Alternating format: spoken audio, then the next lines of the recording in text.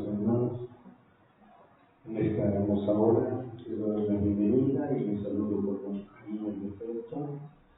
Y pues, hermanos, estamos, acuérdense, en la continuación de nuestros estudios y todavía no terminamos con la cuarta ofrenda por el pecado, que es precisamente la ofrenda por los pecados de ignorancia del sacerdote. Acuérdense del título, lo voy a decir: sangre de becerro, ofrenda por el pecado, por los pecados de ignorancia del sacerdote. Amados míos, este es el título de nuestra lección: sangre de becerro, ofrenda por el pecado, por los pecados de ignorancia del sacerdocio. Yo les saludo con mucho aprecio, con mucho cariño a todos y cada uno de ustedes. Estamos en una mañana muy lluviosa, está lloviendo muy fuerte ahorita. Y pues, hermanos, hay que continuar, hay que seguir estudiando la palabra. Creo que todos estos fenómenos meteorológicos son avisos de Dios, son la voz del shofar de Dios, avisándonos que debemos estar preparándonos, que debemos estar listos para buscar su palabra. Así que, hermanos, a tiempo y fuera de tiempo tenemos que predicar la palabra de Dios.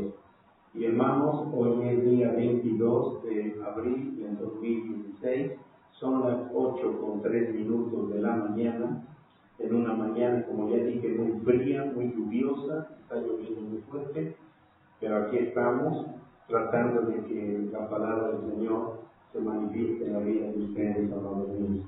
Estamos trabajando en la Ciudad de México y esta es una transmisión en vivo, es un estudio en vivo, por lo que si algunos de nuestros hermanos desean hacer algunas preguntas o hacer alguna acotación sobre lo que estudiamos de la palabra, hermanos, pueden hacerlo.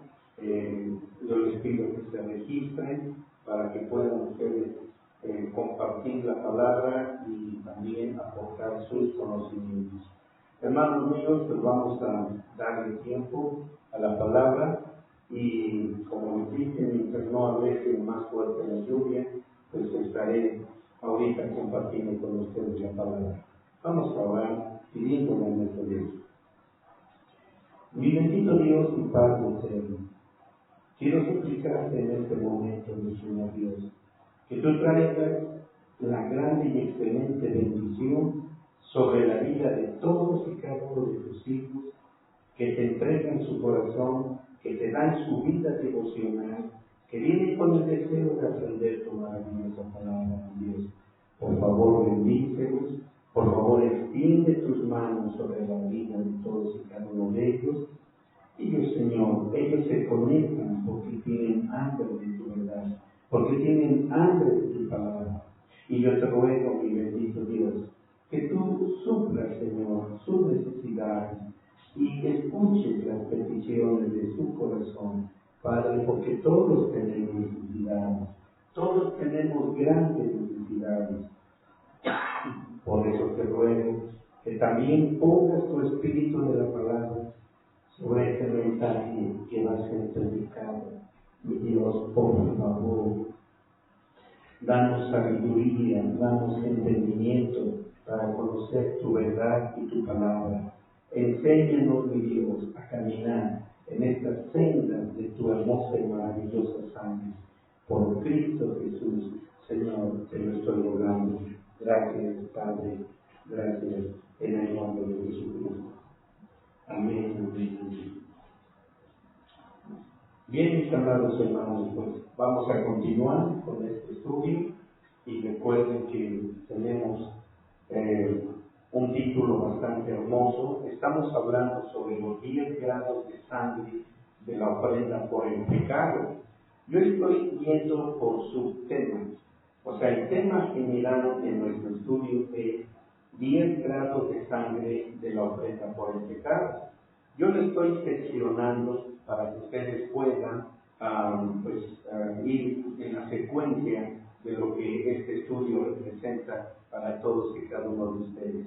Así que, hermanos, espero que puedan aprovechar al máximo cómo estamos estudiando y de qué manera.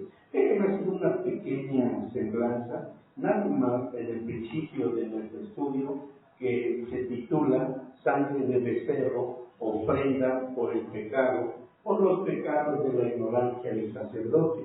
Y recuerden ustedes, hermanos, que estamos sobre la sangre de becerro, y este es acerca del cuarto mandamiento de entre los 10 mandamientos que conocemos universalmente. Y el cuarto mandamiento dice: acordarte has del día de reposo para santificarlo. Acordarte has del día de reposo para santificarlo. Así que, hermanos, estamos en esta parte escritural. Yo quiero ver si vamos hoy a avanzar un poquito más acerca de mencionar en qué forma entra el cuarto mandamiento: acordarte has del día del reposo para santificarlo. Así que ahorita solamente quiero avanzar con lo que hemos estado hablando acerca del testimonio de los cuernos, acerca del techo del altar de oro, el altar de la oración. Y les he dicho que el Señor, hermano, ha estado trabajando con nuestras vidas a través de este concepto acerca del altar. De modo que ahora, amados míos, quiero ir un poquito más adelante. Habíamos estado viendo, déjenme ver, estábamos en Lucas capítulo 12, versículo 1 al 3, y cuando estuvimos viendo esto, habíamos estado avanzando un poquito más. Después vimos Éxodo 30, capítulo 30, versículo 3, en donde nos habla de esta manera: y cubrirlo has de oro. Estoy leyendo Éxodo 30, versículo 3. Y cubrirlo has de oro puro, su techado. Y acuérdense que vimos que la palabra techado o techo o cubierta era una palabra de hebrea, gas.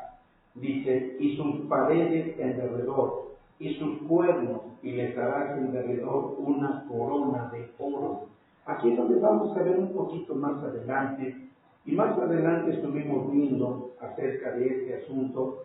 Pero miren, el Señor oye, el Señor, nuestro Padre eterno, registra lo que sale de nuestra boca en nuestro cuarto de oración, ya sean las quejas malvadas en contra de su gobierno en nuestras vidas, o las alabanzas por su gobierno en las mismas. Así que déjenme tratar de mostrarles con más amplitud este concepto que ahorita les estoy diciendo. Les comenté y les dije a ustedes, amados míos, y les dije que todo lo que hagamos en secreto, por eso teníamos Lucas 12, 1 al 3.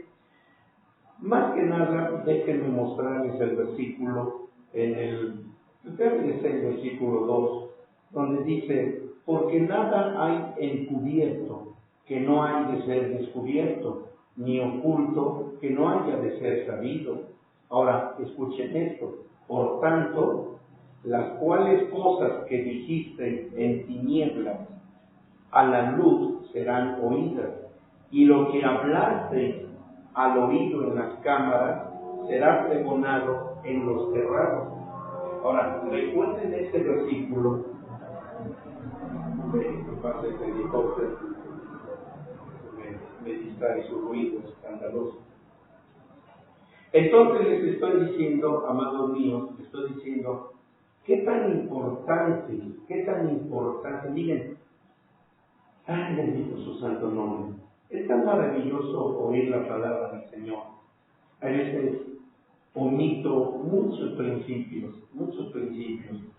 Ayer platicaba con alguien, tuvimos una plática muy hermosa por un buen espacio de tiempo. Y platicaba yo algo de estas cosas, ¿no?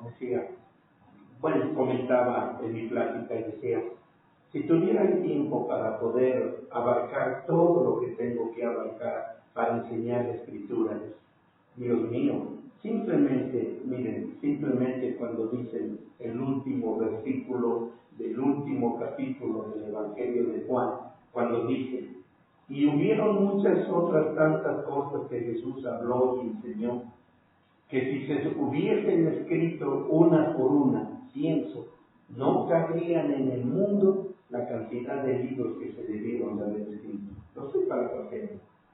Entonces se imagina, en 3 años y medio,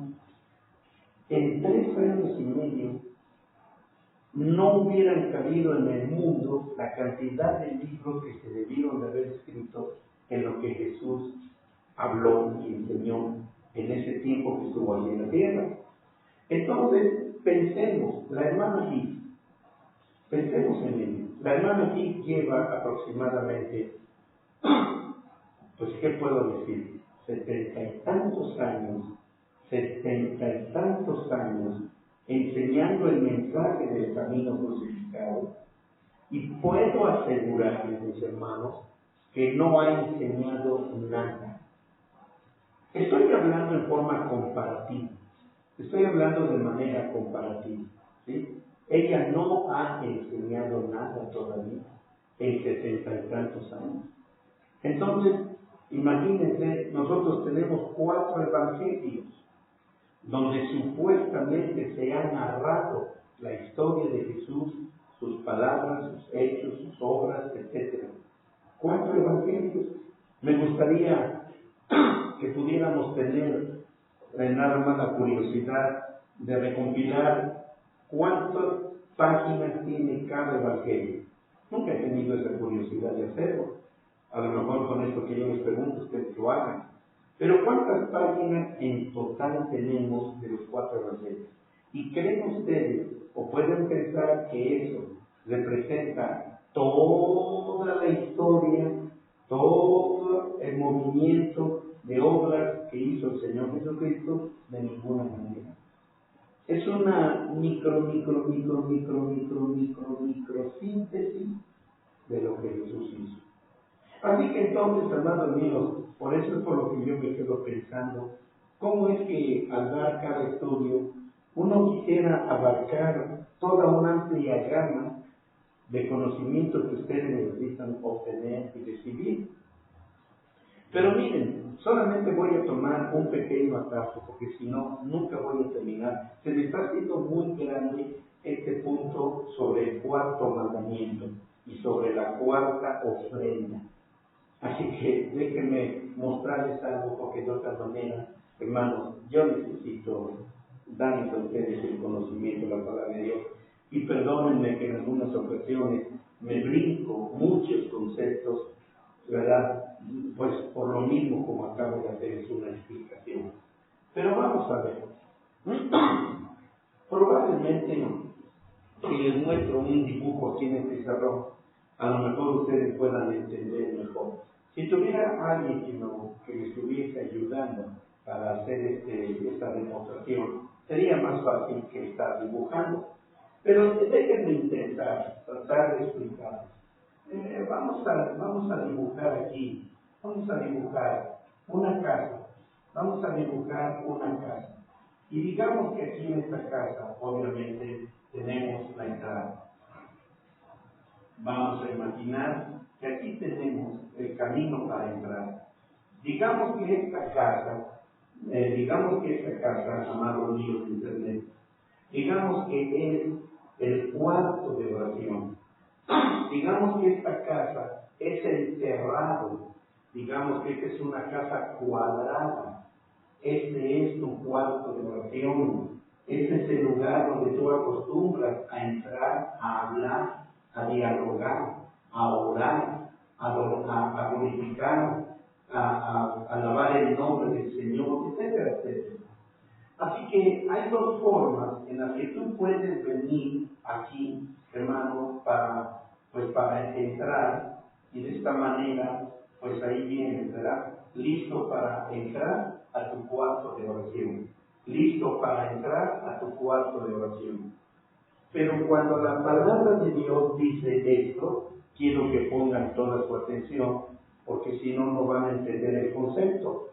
Dice, por tanto, estoy en Lucas capítulo 12, no sé si sea el versículo 2, o ya es el 3.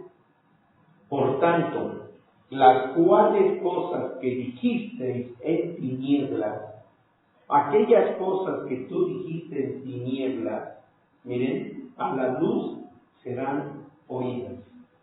Aquí el punto solamente donde quiero llamar su atención es, acuérdense que hemos hablado mucho sobre tinieblas. Hemos hablado bastante sobre tinieblas, pero ahora, yo te digo aquí, cuando tú vienes al Señor, vienes envuelto, vamos a decir, en esas tinieblas. Aquí estoy escribiendo tinieblas, pero estamos hablando de tinieblas malignas, voy a escribirlo. Estoy escribiendo tinieblas malignas. ¿Cuáles son las tinieblas malignas? Ahorita que estamos precisamente hablando sobre los pecados de ignorancia del sacerdote, una de ellas, podría yo con toda certeza decirles, esas tinieblas malignas son precisamente las tinieblas de ignorancia, de insatisfacción, que te lleva la ignorancia, escúcheme bien, la ignorancia te lleva a la insatisfacción, te lleva al enojo, te lleva a la ira, te lleva al resentimiento y un mundo de cosas, a malos pensamientos acerca de Dios. Así que tú vienes prendido, por decirlo así, en enojo por causa de tu ignorancia. Amados niños, por favor, pongan atención en esto que estoy diciendo. La ignorancia te lleva a estar ajeno a la vida de Dios. La ignorancia te lleva a estar inconforme sobre el gobierno de Dios en tu vida. La ignorancia te lleva a muchas situaciones bastante precarias, nada agradables a la presencia de Dios. Todo esto lo origina la ignorancia. Entonces tú vas con un deseo de entrar al cuarto de oración, a donde están los cuernos. Allí es donde están los cuernos. Me gustaría ver cómo podría modificar mi dibujo, porque sí necesito hacerlo.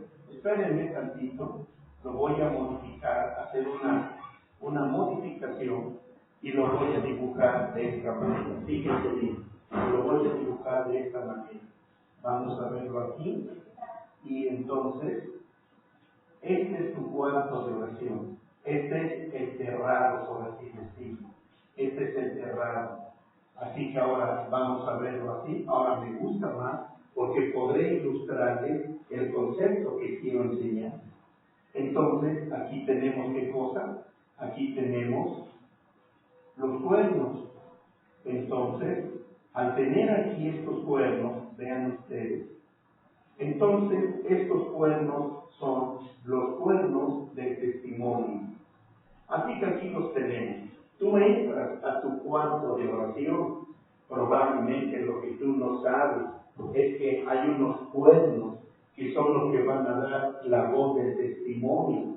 Son los cuernos que van a hablar lo que tú hablaste aquí, lo que tú hablaste envuelto en tus tinieblas de ignorancia, lo que tú estabas sintiendo en ese momento cuando permitiste que el diablo, en las fuerzas malignas, te llenaran de tinieblas de ignorancia, y vienes pero si bien prendido como de esos toros de lidia que les abren las puertas del corral y salen listos a topear y a cornear a quien sea necesario, y así quieres entrar dentro de tu cuarto de oración, donde están arriba estos cuatro cuernos, y empiezas a vociferar toda palabra ofensiva contra el Señor, toda palabra grosera e insolente, etcétera, en contra de Dios.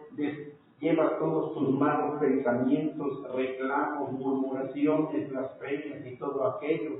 Y tú puedes pensar que a lo mejor, por ir cubierto en tinieblas, pues a lo mejor dices tú, nadie me va a escuchar, nadie me va a oír. Hay un texto bíblico que a mí me llama la atención ahí en el libro de Ezequiel, donde dice, hagamos todo lo que nosotros querramos, al fin que Dios no nos oye, al fin que Dios no nos ve. Pero hermano, tú entras cubierto en tinieblas, pero adentro hay luz, adentro está toda esa luz gloriosa del Señor, y lo que tú hablaste en tus tinieblas malignas o malvadas, la luz lo revelará. ¿Cómo lo va a revelar? Mediante el testimonio de los cuernos que estarán hablando al Señor todas tus palabras totalmente equivocadas, totalmente torcidas, palabras totalmente malvadas, vamos a decirlo. Por eso es por lo que la vez pasada que hablaba yo de una persona que había hecho una pregunta, ya no voy a decir los nombres de las personas que hacen preguntas, porque luego me cambian las orejas. Así que jamás diré el nombre de nadie. A lo mejor nada más diga alguien ya, ¿verdad? Entonces, vamos a ver, hermanos, que alguien precisamente preguntaba, y estuve hablando sobre una balanza de 2 libros, el libro de lo bueno y de lo malo. Y así es como muchas veces nosotros entramos aquí con palabras buenas o malas, según como sea nuestra actitud. Así que ahora, déjenme mostrarles. Hay una gran diferencia, obviamente. Obviamente hay una gran... Vamos a borrar aquí, a ver si puedo. Ustedes saben que no soy un dibujante, no lo soy, lamentablemente. Pero vamos ahora a mirar aquí. Estamos nuevamente en el camino. Y ahora, vemos a una persona que viene, miren ustedes, qué diferencia, y aquí viene arrastrándose en su caminar, viene como quien dijera, bajo el peso de la cruz, viene con una resignación silenciosa, viene con una aceptación de su miseria, viene con una aceptación de que Dios es justo, que Dios es santo, que Dios es bueno, viene mediante una aceptación de que solamente Jehová Dios es su escudo y su fortaleza y su refugio, y como dijera la palabra del Señor, alzaré mis ojos a los montes de donde vendrá mi socorro. Todo esto viene rodeado de esta persona. Entonces, ¿qué hay en él? Viene rodeado de qué? De luz. Viene de luz, viene lleno de luz de conocimiento acerca del plan maestro de Dios y el propósito de su voluntad. Y aunque viene arrastrándose por el peso de su miseria, hermanos, viene entrando dentro del cuarto de oración, el cuarto de testimonio, y cuando va entrando ahí y empieza a derramar su alma en adoración, en alabanza, y puedo ponerles para que mejor lo entiendan como ejemplo al Señor Jesucristo cuando estaba en el Getsemaní.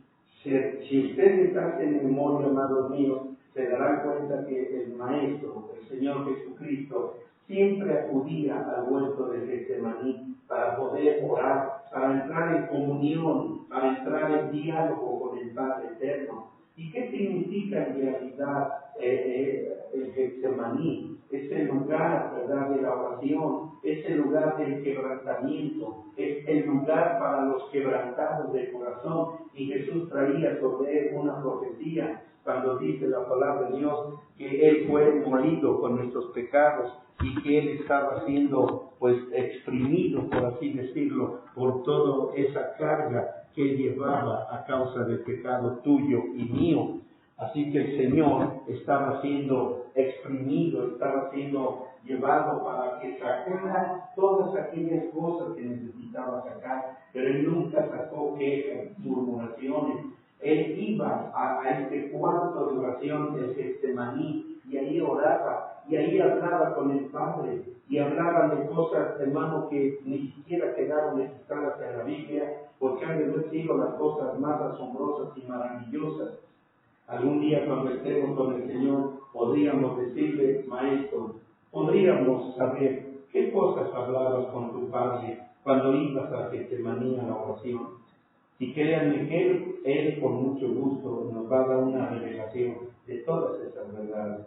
Será maravilloso y todavía servirá para instrucción vuestra, a pesar de que algunos habremos ya obtenido un nivel de estatura espiritual adquirido.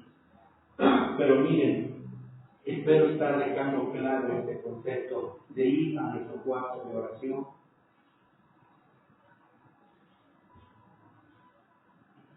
Miren, déjenme decirles dos cosas para poder ya caminar un poco más adelante. Aun cuando ustedes tienen luz, puede haber algo que puede funcionar al inverso. Déjenme ponerlo aquí. Muy diferente es que usted vaya con tinieblas, pero vean, por favor, pongan toda su atención y que no vaya a haber confusión o equivocación.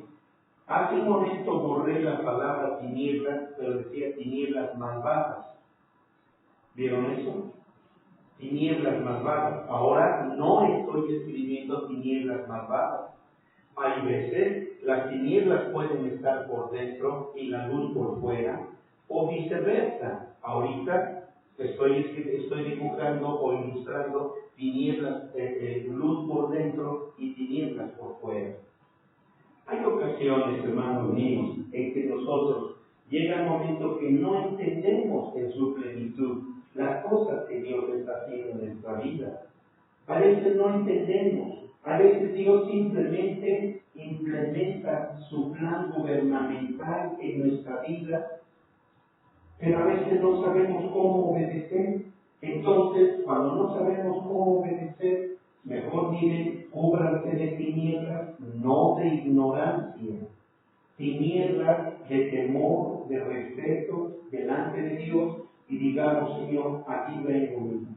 Hay luz en mi vida, por dentro, sobre lo que tú me estás diciendo, pero no sé cómo trabajarlo en mi vida externa, por eso mejor me cubro de tinieblas y hago esto.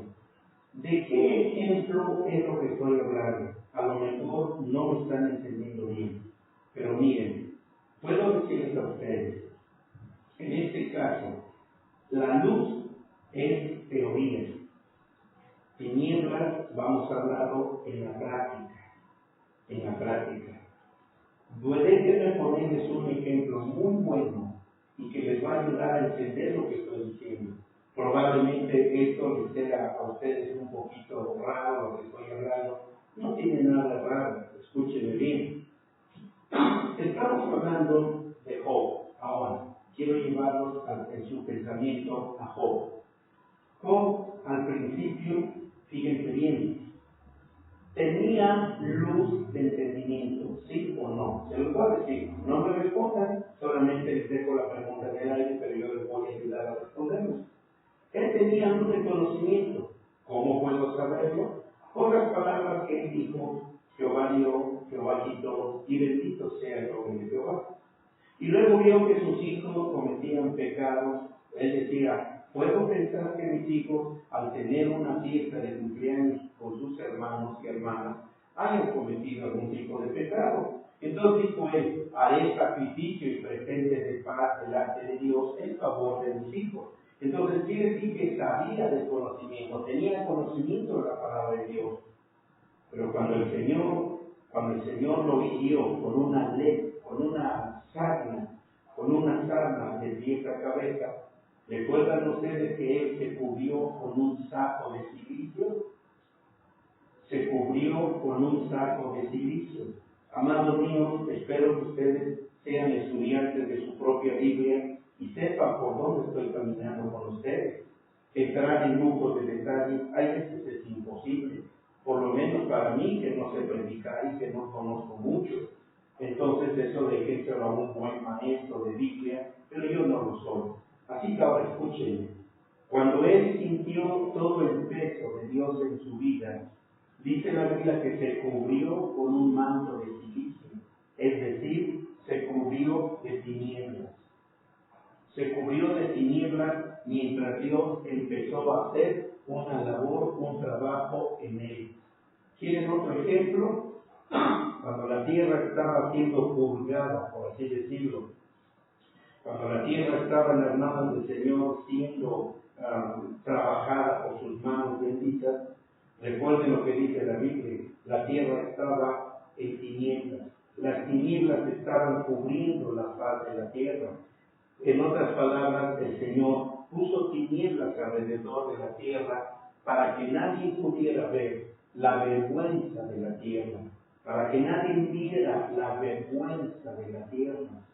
Porque en el hebreo se entiende que la tierra temblaba como una gelatina, temblaba como un niño al que se regaña iracundamente y el niño se esconde en un rincón. Así se entiende que la tierra estaba. Entonces Dios cubrió con tinieblas todo aquello. Estoy hablando sobre el ministerio de las tinieblas sin querer lo estoy diciendo. Pero quiero que entiendan este concepto, porque estamos en la parte escritural donde dice, las cuales cosas que hayas dicho en tinieblas, las cosas que tú hayas hablado en tus tinieblas, déjame decirte que Dios las sacará a la luz del día. No sé si estoy dejando claro esto, a mí me está llenando de mucho gozo esto que estoy hablando con ustedes. Así que déjenme tratar únicamente ya de salir de este punto, porque voy a volverlo a repetir, por qué estoy en esto.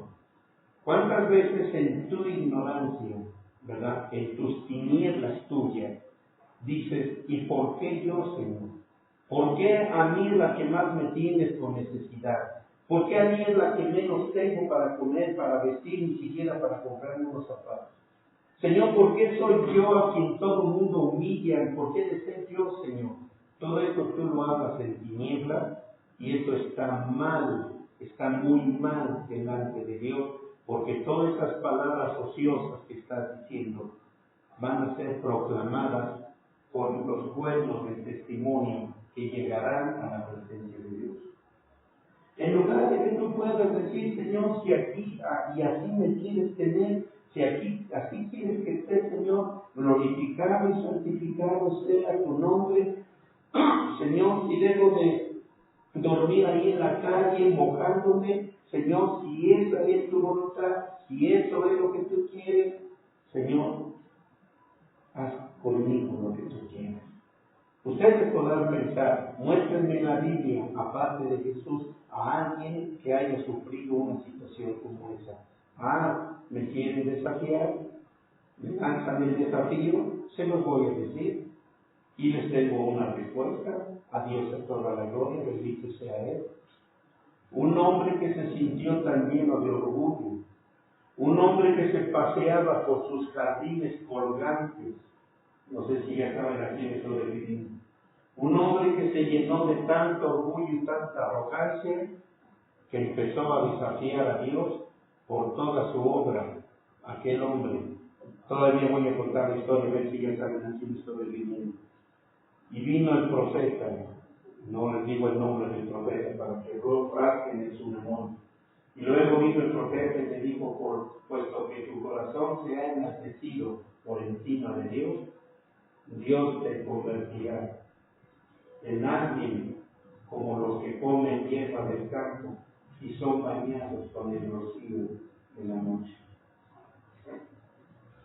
Y aquel hombre, siendo hombre, le empezó a crecer pelo y pezuñas y fue sacado como las bestias del campo a dormir en pleno campo, y la noche caía su rocío sobre él y de esta manera se bañaba. Pero ahí dentro de él estaba la luz del Señor, hasta que él reconoció y dio la honra y la gloria a Dios. Entonces Dios lo convirtió realmente en un ser humano. ¿A quién me estoy refiriendo? Nabucodonosor. Qué tremendo. Pero ¿saben? Cuando Nabucodonosor estaba cubierto de pelo, eran tinieblas que Dios estaba poniendo alrededor de él, mientras él hacía una obra interna de que la luz interna resplandeciera en él, y cuando él permitió que esa luz brillara con todo su fulgor, Entonces, en su estado animalesco, exaltó la gloria de Dios, reconoció la gloria de Dios, alabó la majestad de Dios, alabó el gobierno de Dios. Y miren, Dios lo rescató nuevamente.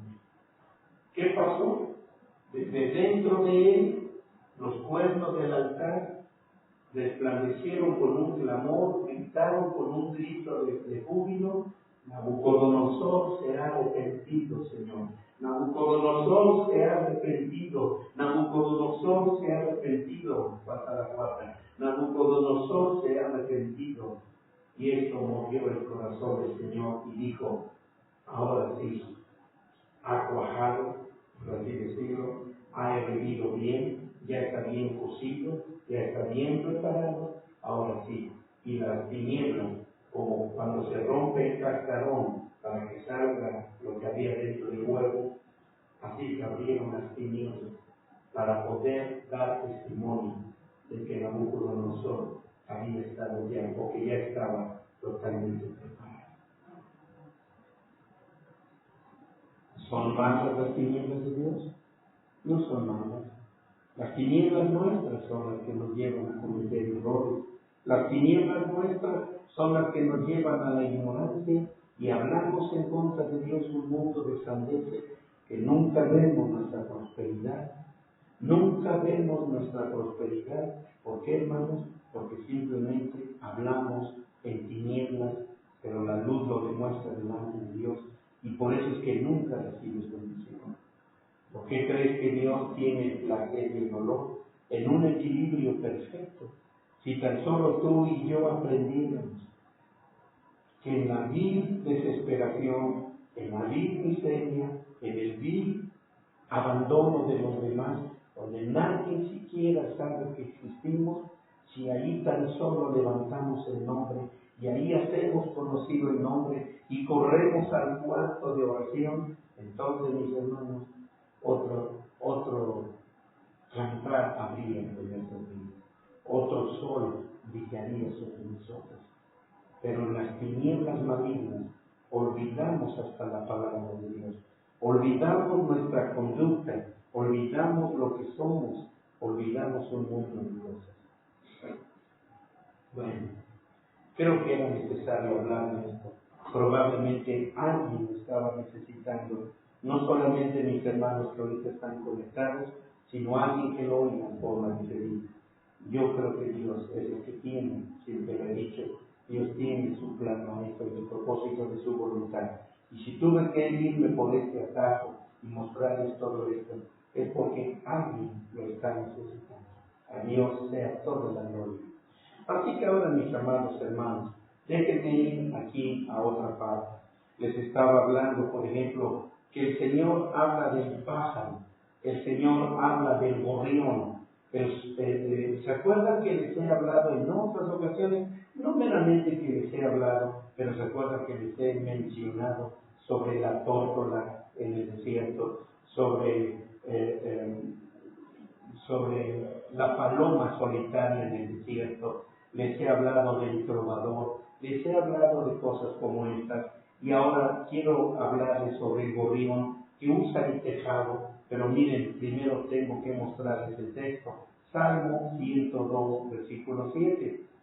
Salmo 102, versículo 7. Y aquí el Señor nos da una ilustración del pájaro, del gorrión solitario sobre el tejado, dándonos, hermanos míos, una figura de ese lugar alto y solitario, en otras palabras, el altar de oro, como un lugar para el guerrero de oración.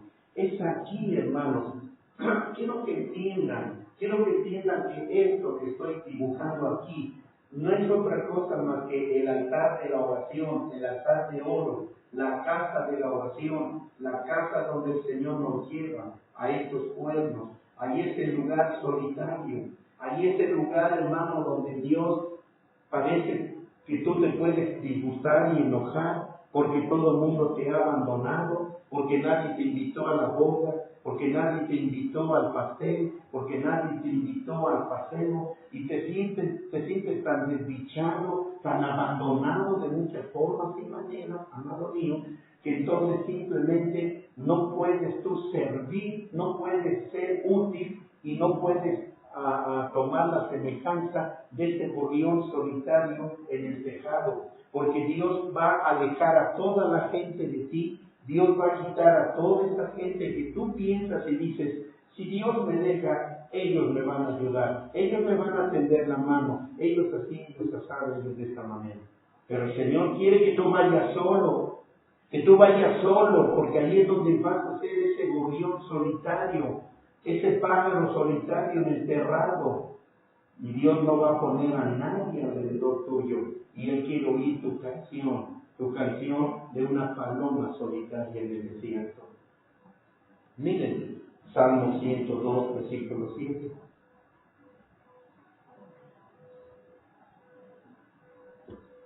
Dice la palabra del Señor, velo, Él sigue mirando, velo, y soy como el pájaro solitario sobre el tejado. También esta palabra no solamente habla de ver, sino habla de velar, de estar velando, de estar en una velada. Y estoy diciendo, estoy velando y soy como el pájaro solitario sobre el tejado. ¿Vieron eso? El gorrión, hermanos míos, es usado aquí en la Biblia porque el gorrión usa el tejado, el altar de oro, por así decirlo, para cantar su canción de alabanza y vigilia.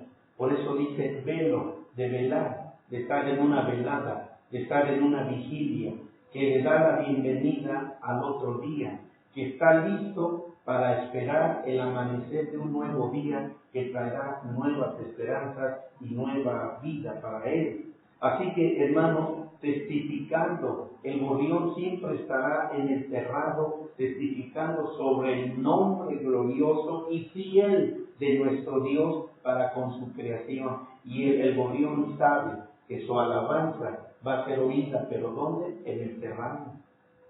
Así que el hombre sabio, en el libro de Proverbios, vamos a Proverbios 21:9, en el libro de Proverbios 21:9, el hombre sabio, ¿verdad? En este libro de Proverbios también testifica que es mejor vivir en un rincón, que es vivir mejor en un rincón. Hay una palabra aquí que se me dificulta un poquito, está un poquito difícil de pronunciar, pero déjenme esforzarme.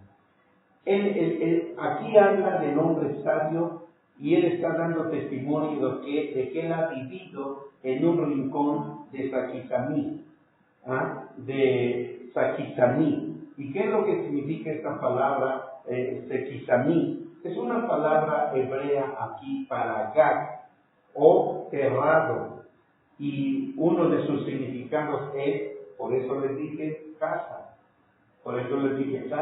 Estoy haciendo una ilustración que parece una casa, ¿no? Eso creo yo. ¿Sí? Y esta fue traducida como Saquizamí en nuestro idioma, mientras que en inglés fue traducida como terrado. Así que la misma palabra Saquizamí para terrado es lo mismo, la misma palabra. Así que entonces dice en Proverbios 21:9, mejor es vivir en un rincón de Saquizamí que con la mujer rencillosa en espaciosa casa. Ay, Dios. Amados, el nombre del Padre, el nombre del Hijo en oración son más confortantes que las voces bramantes de la criatura. Oigan bien, el nombre del Padre y del Hijo en oración son más confortantes que las voces bramantes de la criatura. Por eso habla de la mujer rencillosa que vive en casa espaciosa y en casa bonita. ¿De qué sirve si tienen una mujer rencillosa? Pero aquí está haciendo alusión a una mujer con la condición como lo está mencionando. Pero miren, cuán hermoso es saber que el Señor oye Aún los murmullos más débiles del testimonio provenientes del corazón silencioso cuando nos encontramos aquí en la casa de oración, o como lo dice la palabra de Dios, en Saquizami. Cuando estamos aquí en este rincón de Saquizami, ahí es en el cerrado, ahí es Gag, el lugar de la oración. Y ahí es donde Dios se agrada de escuchar, aunque tú estés murmurando y mascullando, por decirlo así, las palabras. Aunque no estés gritando ni estés vociferando y despertando a todo el vecindario. El Señor oye el murmullo más pequeño y débil que sale de tu corazón. Amados, si tan solo testificamos diciendo, tengo que tener esa porción terrenal, oigan esto, si testificamos diciendo, tengo que tener esa posesión terrenal, Dios ya lo registra. Si decimos, tengo que tener a esa persona, aun cuando sea un obstáculo espiritual para mí, déjame decirte que Dios ya lo registró. Si nosotros decimos, tengo que sentirme enojado contra aquella otra persona porque no me cae bien, o tengo que castigar a ese con mi enojo porque me maltrató, hermanos, déjenme decirles que todo esto Dios lo va a registrar. Dios lo estará registrando. Si tú estás odiando en secreto o lo que sea, hermano, Dios ya lo está registrando. Todo lo tiene registrado. El Señor proclama nuestros testimonios malvados desde el terrado, y los diablos lo oyen y se regocijan en poder hacer de ellos una pista de aterrizaje para poder incrementar esa maldad, ese mal en nuestros corazones y aún más allá. Pero amados míos, escúchenme ahora. Pero los soldados fieles que luchan contra la carne diariamente, produciendo un excelente testimonio, Dios dirá, maravilloso, mandaré más refuerzos de vida, luz y amor sobre tu preciosa vida, sobre este hombre, sobre esta mujer, y llegará a ser un gran soldado en mi reino. Esto es lo que declarará el Señor. Por lo tanto, el Señor mandará ángeles fuertes a ayudarnos a luchar contra los poderes de las tinieblas malvadas. ¿Quieren verlo? La palabra del Señor dice, como ahí en Marcos capítulo 1, cuando dice que Dios envió criaturas que le servían, criaturas que servían al Señor Jesús después de que Él salió del monte de la tentación, cuando estuvo ahí 40 días y 40 noches. De igual manera, amados míos, de igual manera cuando nosotros levantamos, miren esto, cuando nosotros levantamos el nombre del Señor, esto queda registrado en nuestra cuenta, en la eternidad.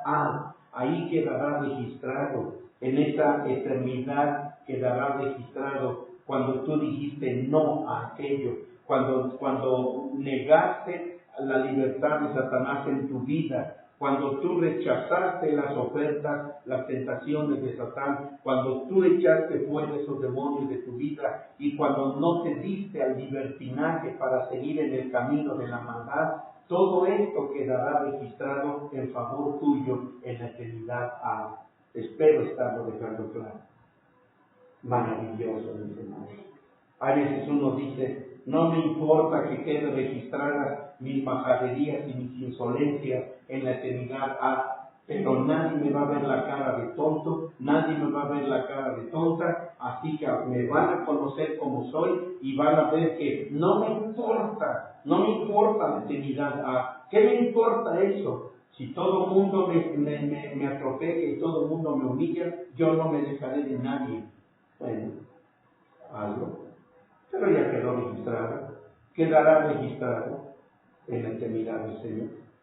Y no me creas, hermano, si tú quieres, no me creas si no quieres.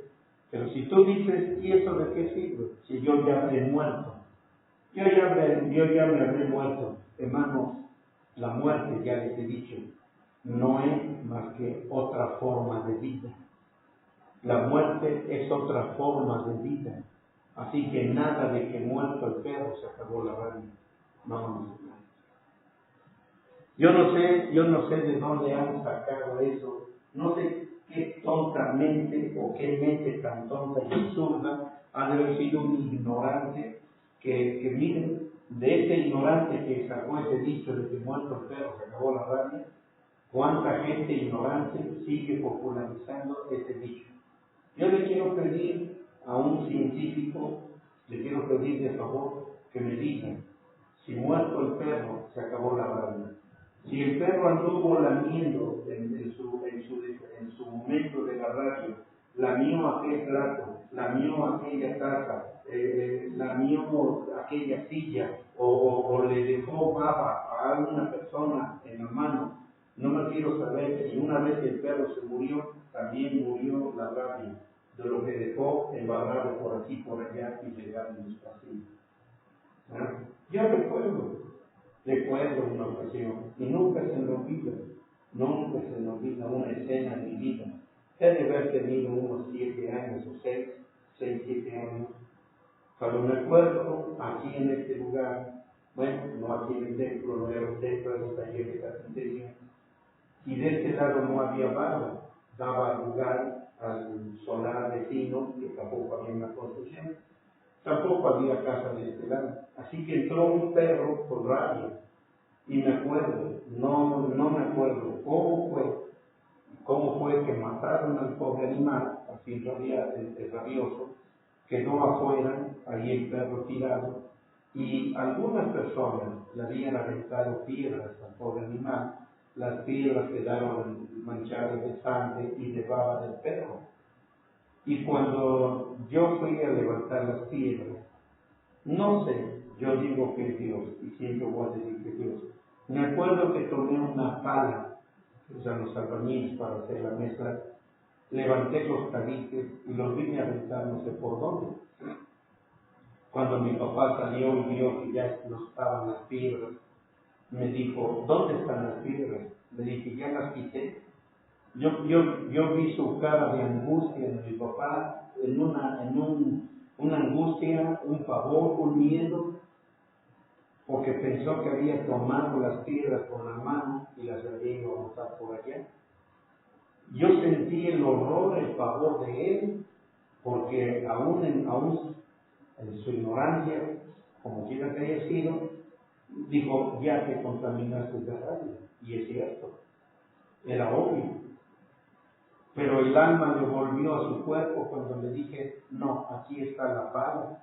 Ahora, ahí fue donde yo había cometido una omisión. La pala la tiene por ahí, entonces él fue y la lavó con muchas cosas que pudo, la pala. Vean ustedes. Entonces yo no sé de dónde esa persona ignorante con mayúsculas, hizo ese dicho de que muerto el perro se acabó la rabia. La rabia continúa. El virus está ahí. Claro, durará, no sé, una media hora o una hora, no sé cuánto. Por eso digo yo quiero preguntarle a alguien de ciencia, ¿verdad? Que sea una persona estudiada en bacteriología y cosas como estas, para que pudiera sacarme a mí entonces de mi ignorancia. A lo mejor yo soy el que ahorita estoy narrando mi ignorancia. Si alguien puede sacarme de mi ignorancia, yo lo voy a agradecer. ¿Por qué no? Bueno, hermanos míos, entonces, vean esto, todo queda registrado delante del Señor, ya se lo dije. Es por esto que Lucifer caído y el reino de las tinieblas están tan enojados, y tan enojados contigo que acostumbras a orar, está tan enojado conmigo que estoy predicando 2 veces al día. Él no me deja en paz y me llena de un mundo de situaciones y ataques, porque les he enseñado a todos y cada uno de ustedes acerca de Dios y les he enseñado cómo alabar y glorificar el santo nombre del Señor en espíritu y en verdad. A Dios sea toda la gloria, bendito su nombre. Así que, hermanos míos, de alguna manera con la palabra que Dios me ha permitido predicar, he hecho temblar al mundo de Lucifer, de este ser caído, por causa de Cristo, mediante el poder todopoderoso del Señor, bendito su santo nombre. Y sin embargo, no soy yo. mas Cristo que vive en mí es el que logra todo eso. Yo no puedo asustar al diablo de ninguna manera. Yo lo puedo asustar cuando hay gran cantidad de palabra practicada dentro de mí, porque ni siquiera voy a asustarlo con palabra teórica. Voy a asustarlo cuando tenga la palabra real hecha práctica en mi vida. Bendito su santo nombre, hasta toda la gloria. Así que, amados míos, ahora podemos ver claramente por qué Lucifer dijo que quería ascender por el árbol de la ciencia del Padre y pasar por alto el árbol de la vida, el árbol de vida del Hijo. Pero, hermanos, el Padre lo lanzó fuera del cielo luego, así que Lucifer caído, la serpiente antigua, se arrastró dentro de una serpiente natural y se metió en el huerto. Fue un tipo de posesión, si ustedes no lo han aprendido así. Así que vino y le preguntó a la mujer, ¿ha dicho Dios que no comas del árbol de la ciencia del bien y del mal? ¿Eso es lo que te ha dicho Dios? Adán, mujer, le contestó, así es. Dios dijo que no podemos comer de él porque hay una probabilidad, porque a lo mejor podríamos morir. También nos dijo que no deberíamos ni siquiera tocarlo. Y eso es una gran mentira. La mujer inició mintiendo, empezó mintiendo, vean eso. Así que miren ustedes cómo quitó parte de la verdad. La mujer seccionó, cortó la parte de la verdad y luego le añadió sus mentiras a la verdad. Así que la serpiente entonces la llamó y le dijo, ven al árbol de la ciencia del bien y del mal. Déjame probarte que Dios es un mentiroso. Toca el árbol, velo por ti misma. Así que Adán, mujer, tocó entonces el árbol y la serpiente simplemente le dijo, ¿te das cuenta? No has perdido tu gloria ni tu vida. Alégrate. Dios te mintió. Alégrate. Ya descubriste que Dios es un mentiroso. Sigues viva. Mira, tócate. No has muerto. ¿Te das cuenta? ¿Te das cuenta cuán mentiroso es ese Dios? Ya te diste cuenta que no hay nada de muerte en este árbol. Come de él. ¿Ya lo tocaste?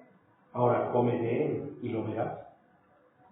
Así que robó ella del fruto de Dios y comió de él. Luego robó más fruto y se lo llevó a su esposo, Adán, hombre, quien también comió, miren esto, y ella fue engañada, pero él comió deliberadamente. Es donde yo les he dicho siempre que esos hombrecitos y pastores misóginos, espirituales y materiales, cómo odian a la mujer aunque necesitan de la mujer, y le echan la culpa de que ella fue la culpable, cuando que siempre se los he demostrado bíblicamente que no fue la mujer la que pecó, sino el hombre. El hombre tuvo la culpa de que el pecado entrara en la humanidad. Quisiera que esto lo oyeran esa gente de la luz del mundo y esa gente que pone a las mujeres en un lugar apartado como hediondas y apestosas, y ellos se suben en sus sillas llenas de terciopelo rojo como si fueran dioses. Sí, son dioses, pero con D minúscula. El hombre tuvo la culpa del pecado. Así que ella robó del fruto de Dios y comió de él. Luego se robó más y se lo llevó a su esposo, Adán, hombre, quien también comió. Así que, hermanos, ya les dije, ella fue engañada, pero él deliberadamente comió. ¿Cómo me molesta esa actitud de la gente hablando de pastorcetes que dicen ser grandes pastores, pero a veces no sé si quién me desagrada más, si las mujeres agachonas que dicen, yo solamente soy la esposa, pero no tengo un ministerio, no soy pastora, no existen mujeres pastoras. Si de veras supieran lo que Dios puso en la mujer. Así que tengo muchos deseos de hablar con él en donde quiera que se encuentre, cuando llegue allá arriba, y le voy a dar unas buenas bofetadas a ese Adán. Quiero de alguna manera, hermano, darle las gracias al Señor por permitirme tomar esta jornada espiritual para poder almacenarla en mi testimonio personal. Así que, hermanos, de alguna manera, luego que hicieron, no solamente quedaron en eso, sino luego ambos robaron de las hojas de la higuera del árbol de la ciencia para hacerse delantales o cinturones militares con los cuales poder luchar en contra de Dios. Es lo que nunca a lo mejor se han puesto a pensar. Las hojas de higuera que arrancaron del árbol de la ciencia del bien y del mal les sirvieron a ellos como escudos en contra de Dios. Les sirvieron como escudos, como cinturones militares para luchar en contra de Dios y su verdad. Ellos estaban muy enojados contra Dios porque habían perdido esa gloria que Dios les dijo, consérvenla. Pero hermanos, era ese el árbol del conocimiento o ciencia de la sangre no engendrada del Padre. Lo que había en ese fruto no era otra cosa más que el conocimiento o ciencia de la sangre no engendrada del Padre. Ese es el árbol que pertenece a la letra Ba de ese glorioso nombre que brotó, por así decirlo, de Dios mismo. En otras palabras, fue la parte de su infinitud que demarcó o separó o brotó de sí mismo. Consecuentemente, hermanos míos, escúchenme, esa pareja pecó contra la vida de la sangre de su conocimiento no engendrado y contra la sangre de vida engendrada de Cristo, encontrada en el árbol de la vida, al ignorarlo y pasarlo por alto. Así que al final de cuentas, miren, me gustaría estar en una actividad más prendida, más fuerte, ¿verdad?, para poder hablarles sobre esto y expandir un poco más este concepto. Pero bueno, espero que ustedes estén apreciando el conocimiento de la palabra del Señor. Bendito su nombre. Así que uno puede siempre preguntarse, ¿por qué tenemos que tener una ofrenda de sangre? ¿Por qué Dios estableció una ofrenda de sangre? Ayer que platicaba yo con alguien, estábamos platicando esto, y le comentaba yo y le decía, hay tanta gente que, por ejemplo, dice, ¿para qué te sirve la sangre? ¿Para qué te sirve la sangre? ¿Verdad? Y la gente dice, bueno, la sangre me limpió de pecado. Y Jesús derramó su sangre por mí y por eso soy salvo. Y eso es todo.